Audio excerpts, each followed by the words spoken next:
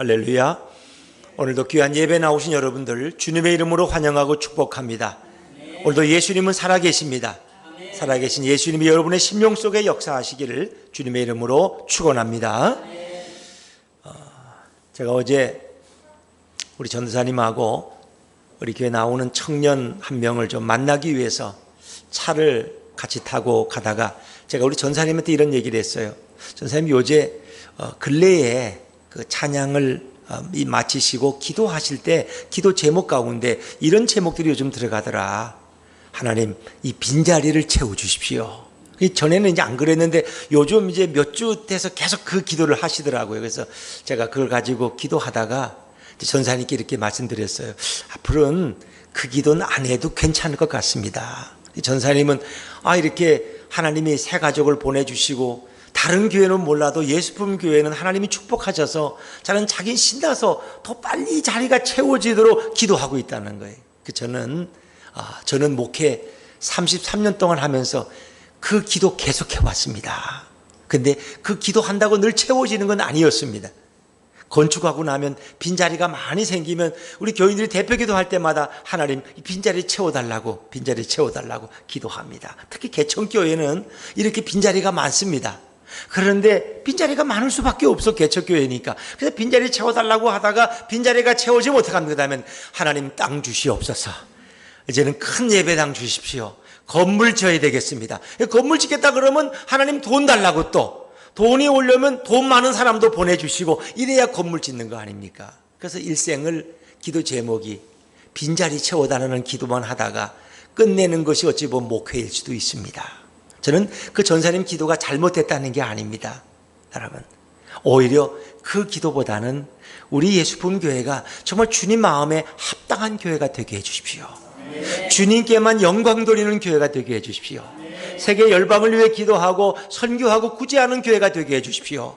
이렇게 기도하고 우리가 그런 교회가 된다면 우리가 그런 기도는 하지 않아도 하나님이 새로운 영혼들을 보내주실 것이기 때문에 그 기도는 안 해도 괜찮다. 근데 사실은 제가 목회하면서 건축을 3번이나 했거든요. 건축할 땐 열심히 기도하고 합니다만 건축하고 나면 목사에게 늘 어려움이 찾아옵니다. 피 깎느라고 어렵죠. 교인들이 기도할 때마다 왜 건축을 하면 예배당이 2배, 3배 커지니까 늘 빈자리가 먼저 보여요. 주님 빈자리 채워주십시오. 이건 참 어렵습니다. 그러면 계속 교인들을 전도하라고 이렇게 푸시합니다. 교인들도 괴로워요. 힘들어요. 전 편안하고 싶은데 전도 안 하면 죄인같이 느껴집니다. 또 그렇다고 전도가 되는 것도 아니에요. 교회는 살벌한 곳이 돼버려요. 왜 전도 안 하냐고, 왜 전도 작정 안 하냐고, 왜 빈자리를 못 채우냐고 우리 모두가 거기에 짓눌리게 됩니다. 저는 오히려 반대로 생각해서 5명이 오면 주님 5명이나 이렇게 보내주셔서 너무 감사합니다. 할렐루야. 이 더운 날씨에 어디 5명이 올 수 있겠습니까? 바쁜 일이 많을 텐데 15명이 오게 하시니 주님 감사합니다. 주님을 찬양합니다. 30명이 오면 30명대로, 50명이 오면 50명대로. 왜? 2-3사람이 모인 곳에 우리 주님은 함께 하실 줄로 믿습니다. 정말 우리 교회가 성령 충만한 교회가 되고 주님이 기뻐하는 교회가 되고 주님을 찬양하는 교회가 되면 우리가 그 기도는 안 해도 주님이 보내주실 것이다. 여러분, 지금 한국교회 99.9%는 빈자리 채워달라는 기도하고 있습니다. 정말 그 기도는 틀린 기도는 아니지만 그러나 최선의 기도는 아닙니다. 많은 목회자들이 그 기도를 열심히 합니다. 그래서 혹 교회가 만에 하나 채워지면 더 큰 교회를 기대하고 꿈꿉니다. 어찌 보면 그것을 꿈꾸다가 정말 주님이 기뻐하는 선교와 구제와 정말 주님의 영광을 위한 이런 뒷전으로 밀려나고 예배당만 크게 하다가 은퇴할 때가 되면 은퇴가 아쉽습니다. 내가 어떻게 채운 교회인데 내가 이 교회를 쉽게 물려날 수가 있어? 말이 안 되잖아. 그래서 목회자들이 때로는 우리에게 하나님의 영광을 가리울 때도 있습니다. 우리 예수품 교회는 오직 주님께만 영광 돌리는 그런 교회가 되기를 주의 이름으로 축원합니다. 그래서 여러분들도 저에게 그런 책망하지 마세요. 목사님, 왜 이렇게 개척한 지 7개월이 지났는데 이 예배당이 다 안 채워집니까? 목사님 너무 게으른 거 아닙니까? 이렇게 질책하지 마십시오. 여러분, 우리는 5명이 모이면 5명대로, 10명이 모이면 10명이대로, 30명이 모이면 30명대로 오직 주님만 기쁘시게 하는 그런 교회가 되어야 할 줄로 믿습니다. 그것이 진정한 찬양이고 진정한 영광입니다. 우리도 뭔가 하나님 앞에 부족하면 하나님 돈 더 주세요. 하나님 뭐가 좀 부족합니다. 자꾸 우리는 이렇게 부족한 걸 구하는 기도만 합니다. 그런데 오히려 반대로 감사를 잃어버립니다. 주님, 제게 가족을 주셔서 감사하고 이렇게 좋은 부영 아파트 단지에 거할 수 있어서 감사합니다. 물론 부영 아파트 안 계신 분들도 계시지만 더 좋은 데서 오신 분들도 있지만 그래도 부영 아파트 4단지, 5단지, 6단지에 있으니까 예수품교회 걸어서 예배 올 수 있게 하시니 감사합니다. 우리는 이렇게 감사가 있어야 되는데 자꾸 없는 것에 대해서 불평하고 또 그것을 구하다 보면은 감사와 영광을 잃어버립니다. 저는 그래서 우리의 인생의 목적은 먹든지 마시든지 무엇을 하든지 우리 주님께 영광 돌리는 인생이 되어야 할 줄로 믿습니다. 자, 우리가 근대사를 좀 되돌아보면 일제 36년 동안 매우 어려웠습니다. 수탈돼 갔습니다. 우리의 모든 보화들, 이런 자원들을 일본이 강제로 많이 뺏어갔어요. 수탈당해서. 산에는 나무가 없고 집에는 뭐 이렇게 구리 조각 하나 없어요. 왜? 비행기 만들고 탱크 만든다고 다 가져갔거든요, 여러분. 쌀도 때가 되면 다 뺏어가는. 그리고 해방되자마자 6.25 전쟁이 터졌어요. 엄청난 손실을 입었습니다. 그래서 우리는 정말 6.25 후에 거의 먹을 것이 없었어요. 그래서 거의 미국의 원조에 의지하다시피 했습니다. 물론 저보다 훨씬 선배, 연배가 위에 계신 분들도 있지만 저도 초등학교 1학년, 2학년 다닐 때 학교 가면은 꼭 우유가루 배급받아가지고 돌아와서 집에 와서 쑤어 먹었던 기억이 납니다. 또 밀가루 배급 줘서 그거 집에 와서 빵 만들어 먹고 때로는 빵을 만들어서 배급을 주기도 하던 기억이 납니다. 그렇게 어려운 시절이 있었어요. 그러나 우리는 60년대 발버둥 칩니다. 70년대 새마을 운동을 일으키고 산업화의 기초를 겪습니다. 80년대 되니까 발전해 가기 시작하고 한강의 기적을 이야기합니다. 세계에서 이제는 잘 사는 나라, 이젠 중진국 쪽에 도입하게 됩니다. 여러분, 그런데 우리가 하나 아쉬운 게 있었어요. 이 월드컵에 나가면 아직도 한 번도 이겨본 적이 없어요. 그래서 2002년이 우리에겐 혹이었습니다. 세계적인 명장 히딩크를 초청을 해서 강훈련을 받았습니다. 그리고 이제 시작됐습니다. 그런데 우리 선수들이 너무 잘하는 거예요. 이거 뭐 16강에도 못 갈 줄 알았더니 웬걸 8강을 뛰어넘는 거예요. 그러니까 광화문에 50만 명, 100만 명이 모여서 응원을 하는데 이거는 뭐 그 함성 소리가 서울을 뒤집어 엎을 정도입니다. 강호, 이탈리아가 우리 앞에 무릎을 꿇습니다. 저 강한 스페인이 우리 앞에 무릎을 꿇습니다. 그때마다 그 응원하는 분들은 뭐 옆에 누가 있든지 상관없어. 그냥 옆집 아줌마도 껴안고 막 좋아하고 보니까 아니야 또 이쪽 자기 부인을 또 껴안고. 왜? 그게 상관없어. 너무 좋아서. 옆에 누가 있든지 상관없어. 저도 그 월드컵 경기 한번 보다가 그냥 우리 아내를 그렇게 뜨겁게 껴안고 춤을 춘 적은 한 번도 없어요. 그렇게. 왜? 너무 좋으니까. 너무 좋으니까. 그 누가 시킨 것도 아니에요. 누가 그렇게 명령한 것도 아니에요. 저절로 우러나오는 기쁨이에요. 왜? 우리는 이겨본 적이 없기 때문에. 더구나 8강을 뛰어넘을 때 우리는 뭐 미칠 것 같았어요. 세상이 뭐 모든 우리의 것 같았어요. 여러분, 이것이 진정한 노래고 진정한 찬양이고 진정한 감격이 아니겠습니까? 여러분, 이런 기쁨을 몇 번이나 인생에 누리셨습니까? 이것이 바로 찬양인의 모습입니다. 우리가 교회 와서 찬양하라 그러면 다 뭡니까? 고목나무처럼 서가지고 그죠? 이게 왠지 이렇게 찬양하려면 몸이 움직이질 않고 손이 움직이질 않아요. 정말 우리 마음에서 우러나오는 그 기쁨이 주님께 영광을 돌리고 있느냐 하는 것을 되짚어보게 됩니다.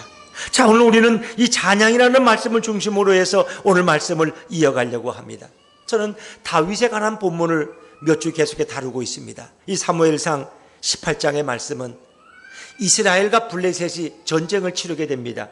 근데 블레셋은 철기로 무장한 철기군입니다. 엄청난 병력이 이스라엘을 공략해 왔습니다. 그 당시에 왕은 사울왕입니다. 사울왕이 블레셋을 감당할 수가 없습니다. 그래서 군사를 이끌고 도저히 싸울 용기가 생기지 않아서 높은 산성 위에 올라가서 구경만 하고 있습니다. 그때는 밑에 있는 블레셋 군대들이 이스라엘을 모욕합니다. 너가 과연 하나님의 군대냐? 너희 하나님이 도대체 뭐 하는 거냐? 잠을 주무시고 계시냐? 왜 너희를 돕지 않느냐? 근데 그 광경을 누가 봤어요? 어린 다윗이 봤어요. 10대 소년인 다윗이 아버지의 신문으로 전쟁터에 형들에게 음식을 갖다 주러 또 필요한 물품을 갖다 주러 왔다가 그 광경을 목도했어요. 다윗은 견딜 수가 없었어요. 다윗은 분노가 일어났습니다. 감히 저 할례받지 못한 자가 어찌 여호와 하나님을 모독하는가? 하나님의 군대를 모독할 수 있는가? 그는 전쟁에 스스로 뛰어듭니다. 지팡이 하나 들고 물맷돌 5개를 들고 골리앗 앞에 섰습니다. 골리앗은 그 당시에 최고의 블레셋 장수입니다. 그를 당할 자가 없습니다. 그는 키가 2m 30cm가 됩니다. 거인 중에 거인입니다. 그런데 정말 놀랍게도 하나님이 도와주셔서 다윗은 골리앗을 무찔렀습니다. 물맷돌 하나에 골리앗은 이마에 명중되어 쓰러져 버리고 말고 그의 목을 베었습니다. 전세가 뒤집어졌습니다.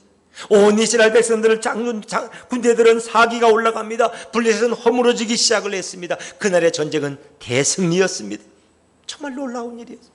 그리고 전쟁을 마치고 사울 왕과 이제는 다윗과 장수들과 이스라엘 군인들이 예루살렘 성으로 금이 환영하게 되었습니다. 거기에 환영의 인파들이 수없이 나와서 그들을 맞이합니다. 자, 그 모습을 한번 성경에서 먼저 읽어보시죠. 자, 사무엘상 18장 6절과 7절 오늘 본문 말씀을 한 번 더 읽겠습니다. 18장 6절 7절입니다. 시작. 무리가 돌아올 때 곧 다윗이 블레셋 사람을 죽이고 돌아올 때에 여인들이 이스라엘 모든 성읍에서 나와서 노래하며 춤추며 소고와 경쇠를 가지고 왕 사울을 환영하는데 여인들이 뛰놀며 노래하여 이르되 사울이 죽인 자는 천천히요 다윗은 만만히로다 한지라. 아멘. 자, 지금 사울 왕은 이스라엘 왕입니다. 그리고 소년 다윗이 지금 사울 왕의 옆에서 말을 타고 돌아오고 있는데 온 백성들이 나가서 환영하는데 그들은 뭐라 그랬어요? 사울이 죽인 자는 천천히요 다윗이 죽인 자는 만만이라고 노래합니다. 여러분, 사울 왕도 잘했지만 다윗이 더 잘했다고 여인들은 생각했습니다. 백성들의 민심은 매우 예리하고 정확했습니다. 그들은 동료를 만들어서 전국적으로 불러대기 시작했습니다. 사울 왕은요, 보통 사람보다 키가 30cm가 더 컸어요. 그래서 보통 쓰면은 다른 사람 머리 위로 자기 머리가 올라가는 그런 사람이. 그런 이스라엘 지도자이고 현직 왕이었습니다. 원래 이스라엘은 족장 중심의 이런 다인 체제였지만 외적에 대적에 효과적으로 대응하기 위해서 왕 체제로 바꿨어요. 이스라엘 초대 왕이 사울 왕입니다. 만약에 전쟁에 지게 된다면 그들은 노예로 끌려가는 비참한 삶을 경험하게 될 것입니다. 그런데 오늘 다윗이 결국 골리앗을 무찌르고 이스라엘의 전쟁을 승리로 이끌 수 있었습니다. 그 강한 사울 왕도 블레셋 철기군 앞에서 벌벌 떨면서 도망치기 바빴는데 어린 다윗이 역전의 승리를 거둔 것입니다. 그럴 때 이스라엘 백성들은 그 민심은 사울에게서 떠나서 다윗에게로 돌아왔다는 것입니다. 그리고 여인들은 노래하며 춤을 추며 소고를 치면서 이제 하나님을 찬양하며 그리고 다윗에게 만만이라는 노래를 부르기 시작했습니다. 여러분, 사실 사울 왕도 전쟁에 나가면 잘 싸웠습니다. 그도 보통의 장수가 아니었습니다. 우리 한번 사울 왕의 전력을 보실까요? 사무엘상 14장 47절 48절 말씀을 한번 읽어보시죠. 시작. 사울이 이스라엘 왕위에 오른 후에 사방에 있는 모든 대적 곧 모함과 암몬 자손과 에돔과 소바의 왕들과 블레셋 사람들을 쳤는데 향하는 곳마다 이겼고 용감하게 아말렉 사람들을 치고 이스라엘을 그 약탈하는 자들의 손에서 건졌더라. 아멘. 사울 왕의 공로도 엄청납니다. 그런 전쟁에 나가면 늘 이겼습니다. 승리했습니다. 심지어 블레셋 사람들에게도 승리했다고 성경은 이야기합니다. 사울은 여러 번 출전해서 여러 번 승리했습니다. 그런데 오늘 다윗은 단 한 번 출전했습니다. 그런 전쟁이라는 걸 경험하지 못한 소년이었지만 그는 얼떨결에 물맷돌을 한번 잘 던져서 승리했고 그 기세로 블레셋이 무너져가기 시작했습니다. 여러분, 이렇게 볼 때 어떻게 어린 한 번 이긴 다윗과 여러 번의 전쟁을 승리로 이끈 사울 왕을 같이 놓고 비교할 수 있습니까? 이거 비교하면 안 되는 거 아닙니까? 더구나 사울은 이스라엘의 왕입니다. 사울은 여러 번의 전투에서 훨씬 더 잘 싸웠습니다. 다윗은 단 한 번 승리한 것에 불과했습니다. 그런데 예루살렘 성에 이 주책 없는 여인들이 사려 깊지 못하게 사울과 다윗을 놓고 비교하며 이렇게 천천히요 만만이라고 말한다면 도대체 사울 왕의 기분은 어떨까요? 여러분, 어린 다윗보다 다윗이 만이고 자기가 천이라면 이 천과 만은 비교가 안 되는 것입니다. 어떻게 이 여인들이 이런 노래를 부를 수 있습니까? 이렇게 하면 안 되는 거 아닙니까? 사울은 천천히라고 낮추고 다윗은 만만이라고 높여 찬양을 하면 서로 비교가 되는 것이고 불쾌함을 느끼게 되는 것입니다. 비교당에 좋은 쪽도 있고 비교당에서 나쁜 쪽도 있습니다. 적어도 사울 왕을 에집트의 왕이나 바벨론의 왕 정도에 비교하면 괜찮습니다. 그런데 어떻게 어린 목동 소년 다윗에게 비교할 수 있습니까? 그것은 사려 깊지 못한 그런 잘못된 행동이라고 할 수 있지 않겠습니까? 하나님이 우리 인간을 창조하실 때는 하나님의 형상을 우리에게 부어주셨습니다. 그리고 우리 인간에게 모든 자연, 피조물을 다스릴 수 있는 권세와 능력을 주셨습니다. 그래서 아담과 하와는 하나님의 명령에 순종해서 하나님의 뜻대로 모든 피조물들과 모든 자연을 잘 다스렸습니다. 그리고 모든 피조물들이 하나님 앞에 영광을 돌리도록 그렇게 했습니다. 피조물들은 다윗에게, 아담에게 순종하기를 기뻐했고 그들은 함께 하나님을 찬양했습니다. 그런데 인간의 마음속에 언제부터인가? 왜 하나님만 찬양을 받으시는가? 우리 인간은 찬양받으면 안 되는가? 왜 피조물들과 짐승들보다는 인간은 훨씬 월등한 존재인데 왜 아담인 나는 찬양받으면 안 되는가? 이런 교만한 마음이 그의 마음속에 싹트기 시작했습니다. 드디어 아담은 하나님이 금하신 선악과를 먹고 죄를 받아들이게 됩니다. 인간은 타락이라는 아주 어두움의 그런 영향을 받게 됩니다. 그때부터 결국 타락한 인간은 모든 영광과 감사와 찬양을 하나님께 돌리지 않게 됩니다. 그리고 모든 영광과 공로를 자기 자신에게 돌리는 도적 같은 짓을 뻔뻔하게 하게 됩니다. 여러분, 우리가 남의 물건만 뺏는 게, 훔쳐오는 게 도둑질이 아니에요. 남의 마음을 훔쳤다. 압살롬은 백성의 마음을 훔쳤어요. 자기 아버지 다윗의 왕 대신 자기가 나라를 얻으려고. 그런데 오늘 다윗은 하나님의 영광을 도둑질했습니다. 결국 하나님께서는 다윗을 축복하실 수가 없었습니다. 결국 다윗은 에덴 동산에서, 아담은 다윗 에덴 동산에서 추방당하는 신세가 되고 맙니다. 오늘 우리들도 마찬가지. 내가 한 달 동안 열심히 직장에서 일해서 월급을 받으면 내가 열심히 일한 대가로 나는 월급을 받았다고 생각하십니까? 아니면 하나님 앞에 영광을 먼저 돌립니까? 하나님이 내게 좋은 직장을 주셨고 하나님이 이 회사를 튼튼하게 하셔서 내가 이렇게 꼬박꼬박 월급을 받을 수 있다니 하나님의 은혜가 얼마나 놀라운가 이렇게 생각해야지. 내가 열심히 일하니까 회사가 월급은 잘 주네. 자신에게, 자신의 열심의 영광을 돌리는 것입니다. 자녀가 좋은 대학에 들어가면 내가 열심히 기도한 대가라고 하나님을 찬양하지 않을 때는 없습니까? 내가 열심히 기도했더니 역시 우리 자녀가 그 명문대학에 들어갔어. 하나님께 영광을 돌리지 않습니다. 자기의 기도의 열심의 영광을 돌립니다. 내가 이렇게 건강한 것은 아침마다 자지 않고 동탄 호수공원을 1시간씩 돌았기 때문이라고 내가 노력한 대가라고 자신에게 수고와 찬양을 돌리지 않습니까?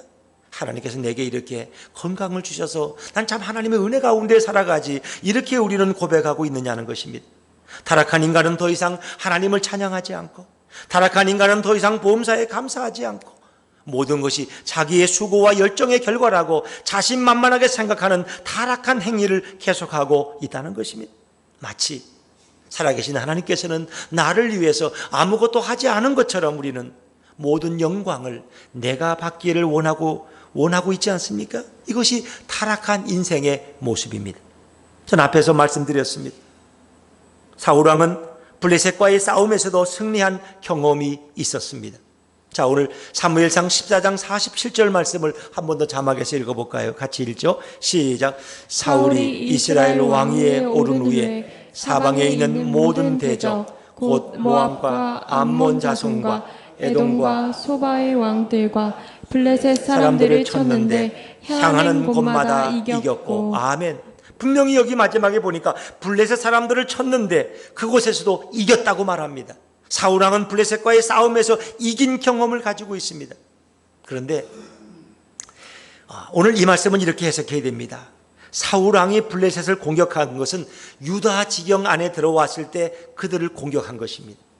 이들은 곧 본국으로 후퇴해서 막강한 병력을 다시 모아서 다시 이스라엘을 공격합니다. 블레셋은 그 거주지가 바닷가 근처였습니다.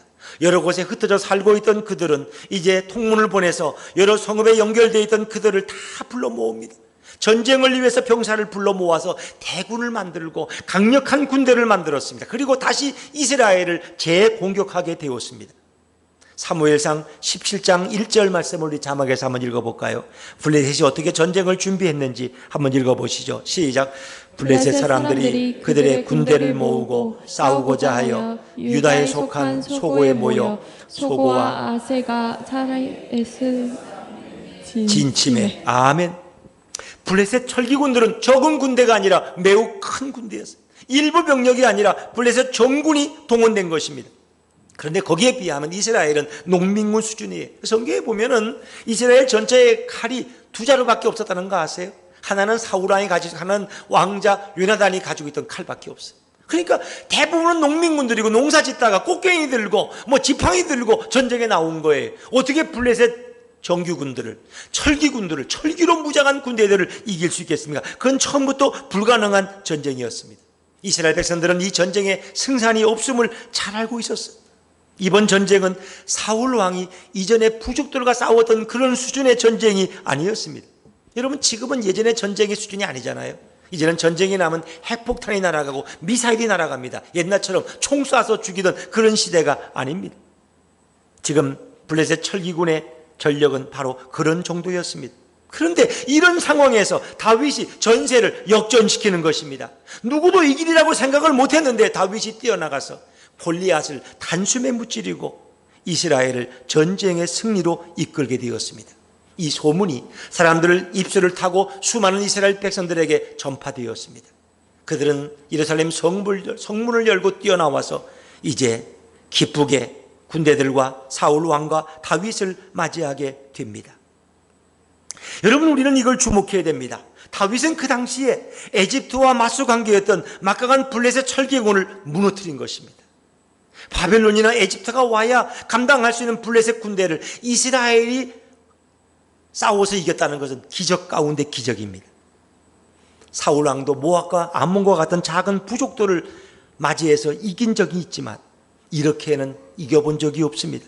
그래서 사울 왕은 천천히라고 백성들은 칭찬을 했고, 엄청난 철기군을 상대로 승리한 다윗에게는 만만이라고 칭찬할 수밖에 없었습니다.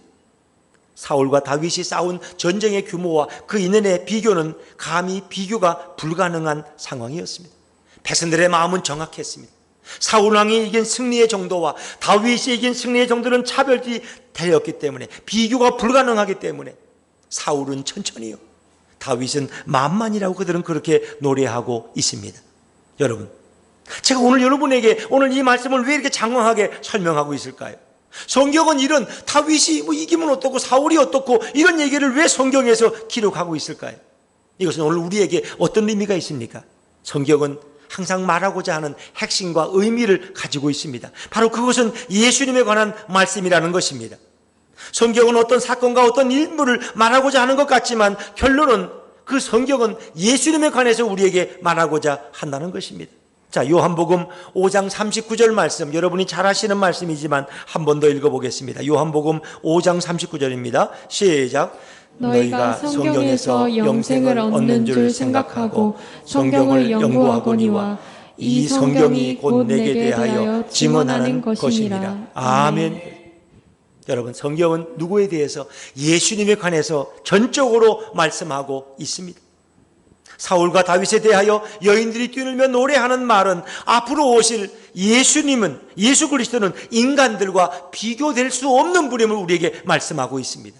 인간이 천이라면 이 땅에 오실 예수님은 만만이라는 것입니다. 천과 만은 비교가 되지 않습니다. 그것이 2천, 3천 정도의 차이가 아니라 천과 만만은 도저히 비교가 불가능한 상황인 것입니다. 그것은 예수님은 인간보다 훨씬 뛰어나며 만만의 인간들이 다 찬양을 할 수밖에 없는 대단한 분이 오신다는 것을 성경은 이미 예표하고 있습니다. 오실 그리스도는 인간 수만 명의 학식보다 더 깊고 오묘한 학식을 가지셨고 인간 수만 명의 능력보다 더 탁월하고 대단할 것을 성경은 미리 예고하고 있습니다. 어떤 인간과도 비교할 수 없는 그런 뛰어난 우리의 메시아가 올 것을 성경은 예언합니다. 구약은 오실 예수님에 대해서 아주 자세하게 기록합니다. 메시아가 오시면 사람들은 감탄할 것이고 메시아가 오시면 그의 말과 능력의 찬양과 영광을 하나님께 돌릴 것이라고 구약은 예표적으로 말씀하고 있습니다.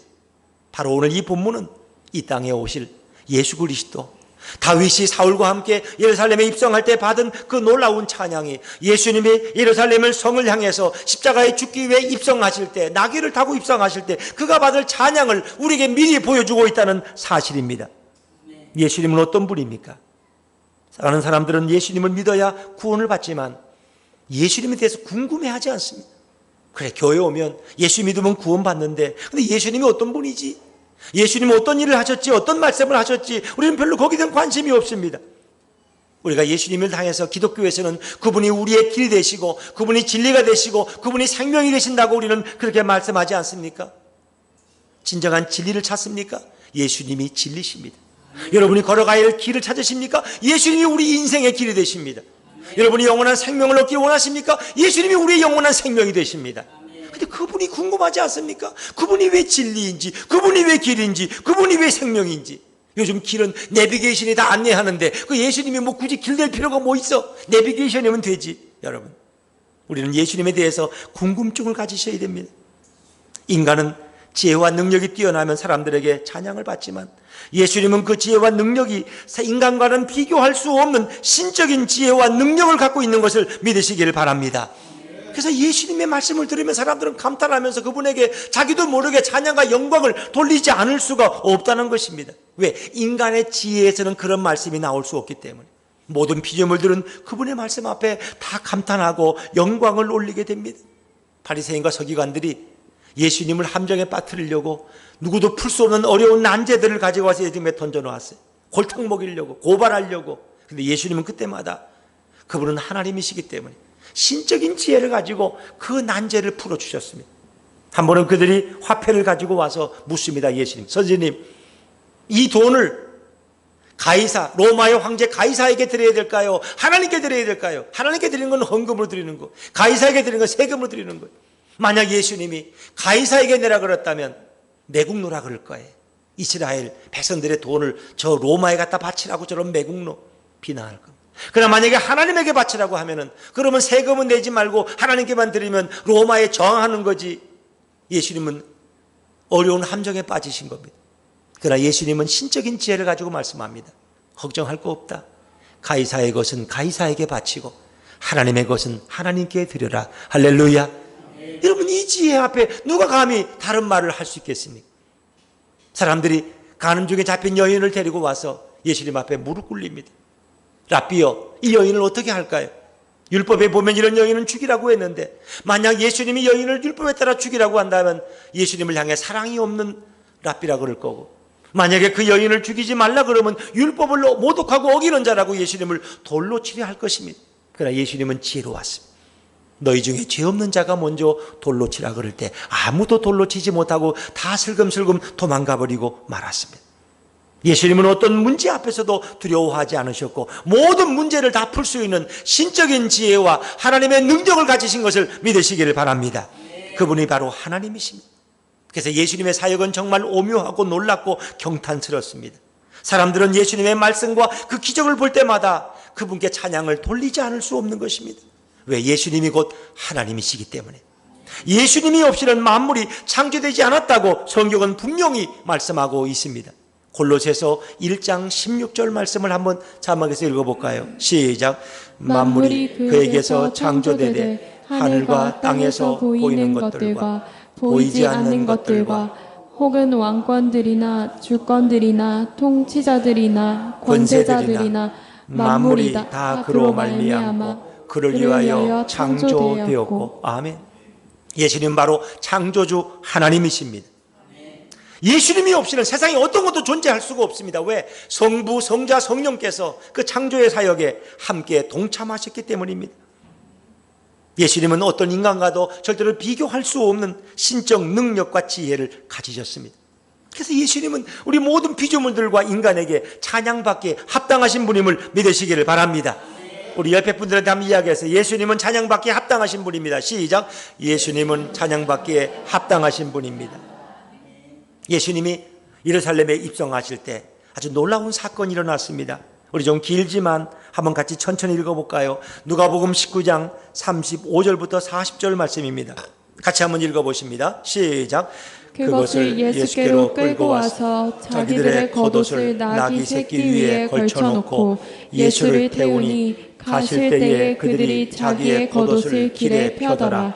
이미 감람산 내리막길에 가까이 오심에 제자의 온 무리가 자기들이 본 바 모든 능한 일로 인하여 기뻐하며 큰 소리로 하나님을 찬양하여 이르되 찬송하리로다.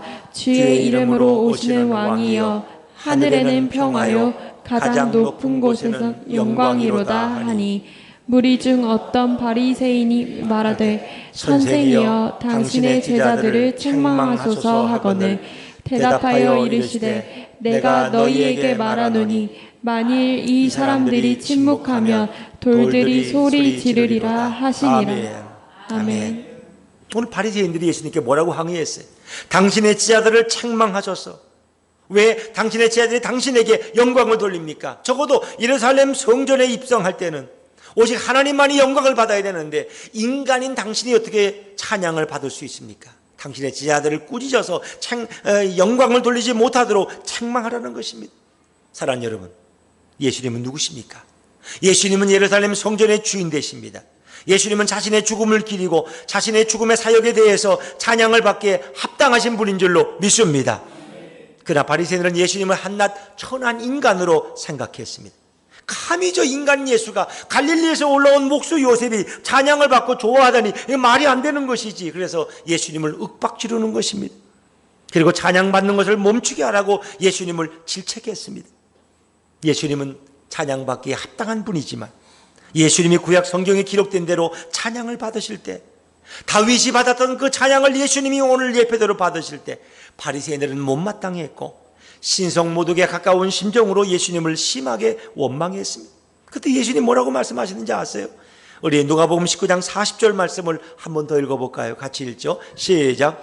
대답하여 이르시되 내가 너희에게 말하노니 만일 이 사람들이 침묵하면 돌들이 소리 지르리라 하시니라. 아멘. 예수님께 합당한 경배와 찬양을 인간들이 돌리지 않는다면 이 돌들이 소리 지르리라고 예수님 말씀하십니다. 당연히 모든 피조물들은 우리 예수님께, 왕 되신 우리 주님께, 하나님이신 그분 앞에 찬양을 돌려야 할 것입니다. 예수님은 찬양을 받으실 때 이런 모욕과 수치를 함께 받으셨습니다. 바리새인들이 예수님께 거칠게 항의하는 모습을 보고 백성들은 멈칫거렸고 백성들은 갑자기 조용해지기도 했을 것입니다. 예수님은 찬양을 받을 때에도 수치와 모멸감을 받으셔야만 했습니다. 예수님은 어떤 합당한 감사와 경배도 편안하게 받으실 수 없었습니다. 오히려 항의를 들어야 됐고 오히려 핀잔을 들어야 했습니다. 오히려 찬양하는 자들을 꾸짖으라고, 찬양하지 못하도록 하라고 이렇게 협박을 받기도 했습니다. 타락한 인간의 죄성은 예수님을 찬양하고 높이는 일에 매우 적대적이고 매우 분노했습니다. 사랑하는 여러분, 예수님은 이제 이 땅에 오셔서 마지막 유월절에 참석하시고자 예루살렘에 입성하십니다. 수많은 사람들이 예수님의 앞뒤에 둘러서서 예수님을 호위합니다. 옹이합니다. 자기들의 옷을 벗어서 예수님의 걸어가는 길가에 깔고 호산나를 외치며 종려나무 가지를 흔들면서 예수님을 찬양합니다. 하나님께 영광을 올려드립니다. 얼마나 아름다운 모습입니까? 자, 누가복음 19장 37절 38절 말씀을 다시 한번 읽어볼까요? 같이 읽죠. 시작. 이미 감람산 내리막길에 가까이 오심에 제자의 온 무리가 자기들이 본 바 모든 능한 일로 인하여 기뻐하며 큰 소리로 하나님을 찬양하여 이르되 찬송하리로다. 주의 이름으로 오시는 왕이여 하늘에는 평화요 가장 높은 곳에는 영광이로다 하니. 아멘. 여러분, 예수님이 행하신 이 일들은 인간들과 비교할 수 없는 오묘한 말씀과 놀라운 기적의 사건이었습니다. 그래서 많은 예루살렘 사람들, 그리고 예수님과 함께했던 사람들은 이 놀라우신 예수님 앞에 찬양과 영광을 돌릴 수밖에 없었어요. 어떤 이들은 그런 얘기예요. 사람들이 군중심리 때문에 뭔 일인지도 모르고 왔다가 사람들이 그러니까 같이 예수님을 찬양하고 환호하는 건 아니냐? 그렇지 않습니다. 그들은 예수님이 행하신 놀라운 기적들을 보았습니다. 목격했습니다. 예수님의 위대한 말씀을 듣고 감동을 받았던 그들이 두 귀로 보고 두 귀로 눈으로 보았기 때문에 오늘 예수님을 메시아로 이스라엘의 왕으로 찬양하고 그들을 높여 드리는 것입니다. 백성들은 예수님이 6월절에 예루살렘으로 입성한다는 말에 그들은 오직 기뻐함으로 즐거워하며 예수님께 찬양과 영광을 올려드립니다. 여러분, 예수님은 정말 찬양받기에 합당하신 분입니까? 예수님은 이 땅에 오셔서 죄의 근원을 없애시고 죽음의 근원을 다 뿌리 뽑고 다 지우고 영원한 죽음에서 인류를 구원하기 위해서 십자가를 지기 위해 지금 예루살렘에 입성하고 계십니다. 그분은 그 어떤 장수가 이룬 그 승리와 비교할 수 없는 차원의 놀라운 승리를 이루신 것을 믿으시기를 바랍니다. 누가 예수님이 하신 일을 대행할 수 있겠습니까? 예수님의 생애의 마지막 6월절에 예루살렘에 입성하시는 예수님, 그리고 그가 하실 일로 인해서 그가 행하신 기적과 말씀을 때문에 사람들은 예수님을 찬양하고 그분을 기뻐하고 그분을 향해서 기쁨으로 춤을 추며 맞이했던 것입니다. 예수님 분명히 말씀하셨어요. 만일 이 돌들이, 사람들이 침묵하면 돌들이 소리칠 것이다. 이것은 허무맹랑한 말씀이 아닙니다. 이것은 하나님의 강한 역사를 언급하는 것입니다. 하나님은 찬양받으실 예수님이 예루살렘 성에 들어갈 때 이스라엘 백성들의 마음속에 찬양하고 싶은 그 마음의 감동을 주셨습니다. 그분을 마음껏 노래하고 싶은 그런 감동을 부어주셨습니다. 그래서 예수님은 온 백성들에게 찬양받기에 합당하기 때문에 당당히 찬양을 받으신 것입니다. 예수님이 누구시기에 감히 찬양을 받을 수 있습니까? 왜 예수님은 모든 사람들에게 당연히 찬양을 받아야 하는 것입니까? 찬양이란 자신의 이기적인 삶을 드러내놓고 자신을 높이려고 찬양을 강요해서 받는 것이 아닙니다. 여러분, 북한에 가면 지금도 김정일, 김정은, 김일성을 찬양합니다. 그들은 북한 주민들에게 찬양을 강요하고 있습니다. 90년대 북한의 고난의 행군 시절이 있었습니다. 너무나 비가 오지 않고 기근이 들고 농사를 짓지 못해서 500만 명이 몇 해에 걸쳐서 굶어 죽어갈 때가 있었어요. 그럴 때도 그들은 그 백성들을 보살피기보다는 자신들의 정치적인 위치를 찬양하도록 고문하고 위협해서 받는 찬양은 진정한 찬양일 수 없습니다. 그들은 찬양을 무지막지하게 강요했던 것입니다. 찬양이란 그분의 삶이 자신뿐만 아니라 모든 사람들에게 유익이 되어야 됩니다. 모든 사람들에게 큰 공로가 인정될 때에 자발적으로 기쁨과 감사한 마음으로 찬양이 우러나와야 하는 것입니다. 예수님은 바로 자신의 몸을 6월절 어린 양으로 죽임을 당함으로 우리 인간의 모든 죽음과 죄의 문제를 해결해 주기 위해서 오셨기 때문에 그분은 오고 오는 모든 세대 가운데 찬양을 받기에 합당한 분인 것을 믿으시기를 바랍니다. 그것을 지켜본 천사들도 예수님을 찬양하기 시작했습니다. 예수님이 베들레헴 마을간에 태어났을 때 천사들이 와서 찬양하지 않았습니까? 하늘에는 영광이요 땅에는 평화로다. 과연 어떤 자가 예수님처럼 대신 죽음을 당하고 죄와 죽음에서 구원해 줄 자가 누가 있습니까? 어떤 사람이 예수님처럼 자신의 죽음을 통해서 우리를 영원한 생명과 영원한 천국으로 인도해 줄 사람이 누가 있습니까? 인간의 모든 찬양은 전쟁에서의 승리보다, 어느 스포츠에서의 승리보다 예수님께 찬양을 돌려야 되고, 그리고 계속 예수님을 찬양해야 할 것입니다. 우리는 예수님께 모든 걸 받았지만 만약 우리가 예수님을 찬양하는데 인색하다면 그는 예수님을 전혀 알지 못하는 사람입니다. 그는 예수님에 대해서 아주 무지한 사람입니다. 찬양이란 저절로 이루어져야 됩니다. 예수님을 알게 되면, 그리고 예수님이 어떤 분인지, 예수님 나를 위해서 어떤 일을 행하신 것을 우리가 그 비밀을 깨닫게 되면 우리는 아침부터 저녁까지 찬양하지 않을 수가 없는 것입니다. 저절로 우러나오는 찬양, 이것이 진정한 찬양입니다. 다윗은 전쟁이 끝나고 그분이 환영합니다. 백성들은 나라의 운명이 달린 이 전쟁에서 다윗으로 인해서 큰 승리를 거두게 되었을 때 너무나 기뻐하고 너무나 즐거워하고, 사울은 천천히지만 다윗을 만만이라고 노래합니다. 여러분, 그 당시 전쟁에 패배한다는 건 뭘 의미합니까? 그것은 노예가 되는 것입니다. 평민이 노예가 돼요.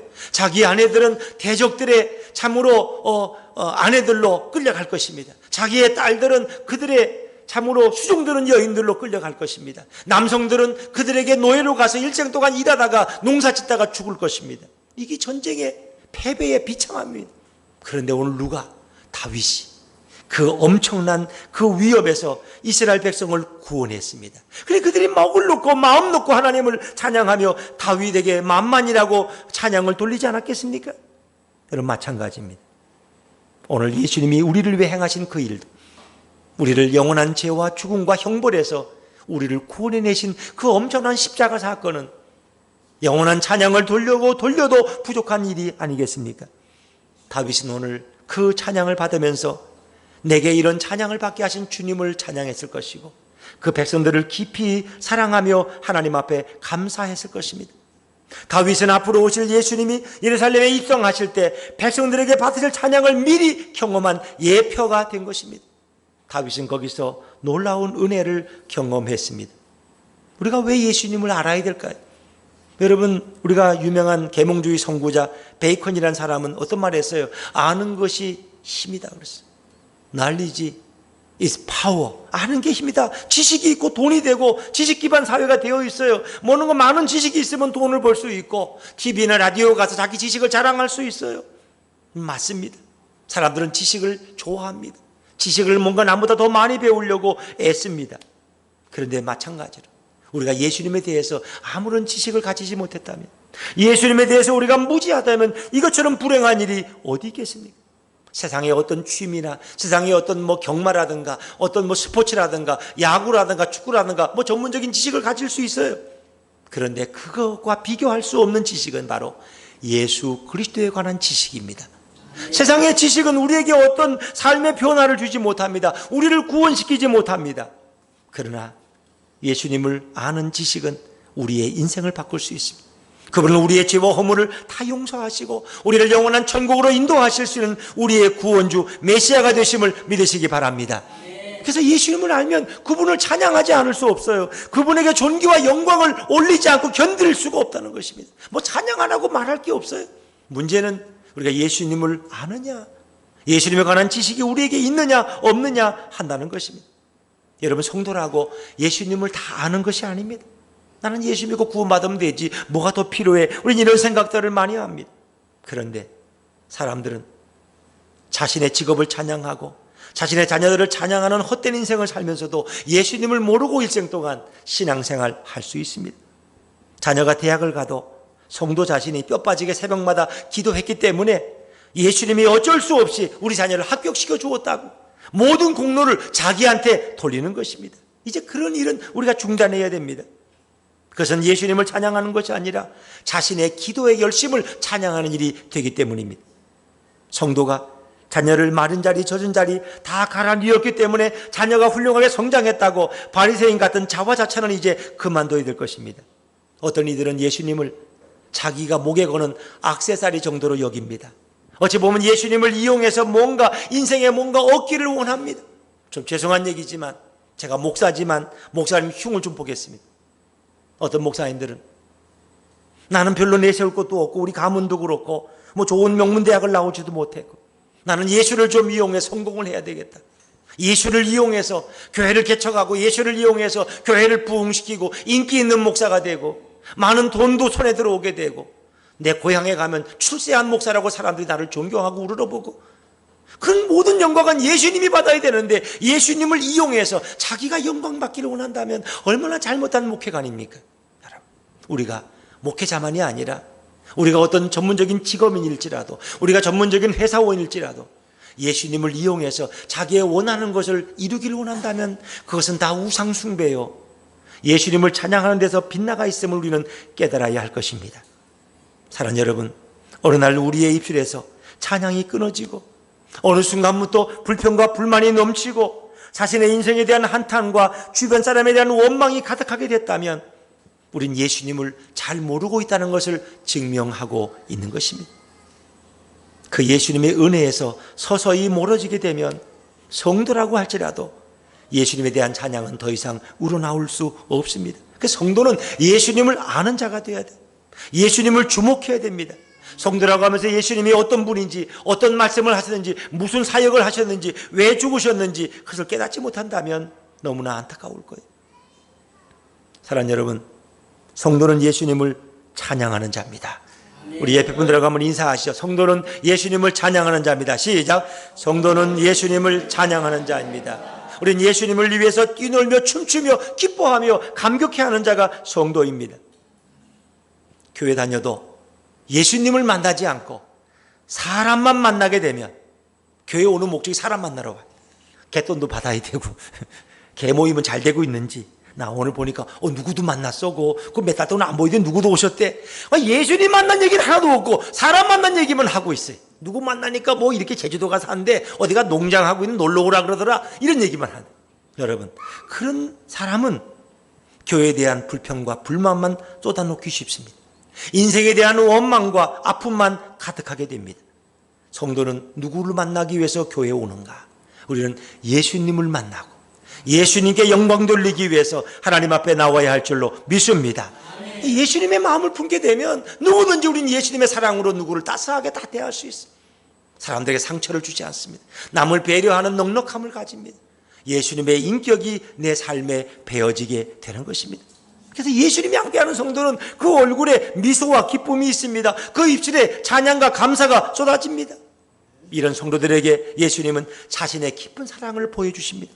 이런 성도들의 삶에 더 많은 찬양이 나오도록 범사에 복을 부어주십니다. 여러분, 우리가 찬양하면은요, 얼마나 좋은 점이 많은지 몰라요. 병에 걸리지 않은 면역력이 생깁니다. 찬양하면은 기억력이 좋아집니다. 찬양하면은 항상 건강하게 웃고 다니기 때문에 아주 인상이 좋은 사람이 됩니다. 한 사람의 찬양하는 성도는 죽어가는 가정을 살려낼 수 있고, 분열된 교회를 화합시킬 수 있고, 미워하는 교회를 사랑으로 회복시킬 수 있는 줄로 믿습니다. 그러니까 찬양이 중요한 거예요. 찬양하는 성도는요, 내가 우리 전사님처럼, 전사님 얘기를 해서 미안한데, BMW를 못 타도 낙심할 거 없어요. 또 괜히 렉서스 안 탄 거 여러분 감사하게 생각하셔. 요즘 일제자는 타고 다니지도 못해. 근데 나는 집도 이렇고 학벌도 그렇고 직장도 그렇고 내세울 게 없어. 근데 여러분에게 예수님이 계시면 여러분은 모든 것을 소유한 줄로 믿으시기 바랍니다. 가장 위대하시고 가장 놀라우신 주님이 나와 함께 하신다면 우리는 가장 위대하고 큰 자가 되는 것입니다. 여러분, 우리는 예수님이 함께 하려면, 내 인생에 예수님이 나와 동행하신다면 우리는 다윗이 만만의 인생이 되었던 것처럼 우리 나약한 우리도, 허물 많은 우리도 만만의 강력한 인생이 될 줄로 믿습니다.